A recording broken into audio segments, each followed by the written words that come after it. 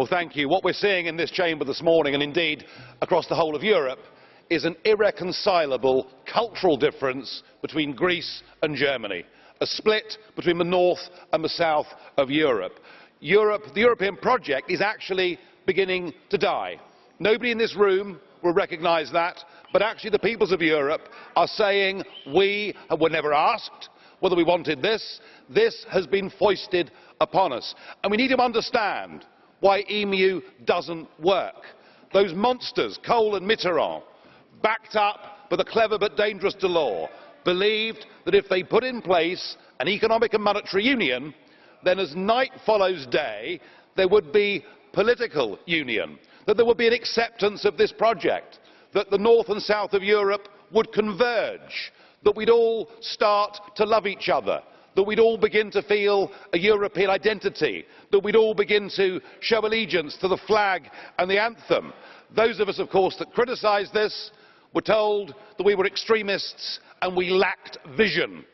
Well, one vision we didn't lack is we understood that the countries of Europe are different, and that if you try and force together different people or different economies without first seeking the consent of those people, it is unlikely to work. And the plan has failed. This isn't just Greece we're talking about today. The whole of the Mediterranean now finds itself in the wrong currency. And yet virtually nobody in the political arena has got the courage to stand up and say that. Indeed, I feel that the continent is now divided from north to south. There is a new Berlin Wall, and it's called the euro. And the old enmities have been resumed. Just listen to the way that the German leader of the Christian Democrat group this morning attacked Mr. Tsipras. I think it was absolutely disgusting, but it shows the way north and south now feel about each other. Mr. Tsipras, your country should never have joined the euro. I think you acknowledge that, but the big banks, the big businesses and big politics forced you in. Goldman Sachs, the German arms manufacturers, they were all very happy. And when the bailouts began, they weren't for the Greek people. Those bailouts were to bail out French, German and Italian banks. They haven't helped you at all.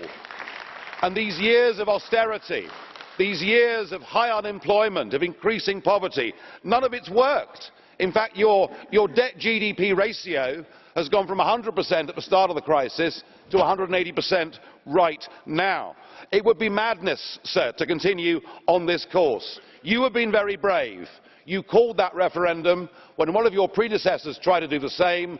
The bully boys of Brussels had him removed. They tried their best again. Mr. Juncker said you would have to leave the euro and leave the European Union.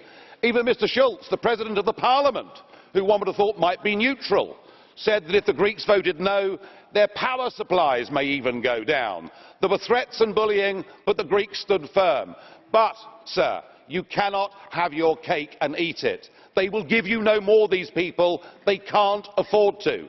If they give you more, they'll have to give other Eurozone members more. So your moment has come. And frankly, if you've got the courage, you should lead the Greek people out of the Eurozone with your head held high. Get back your democracy. Get back control of your country.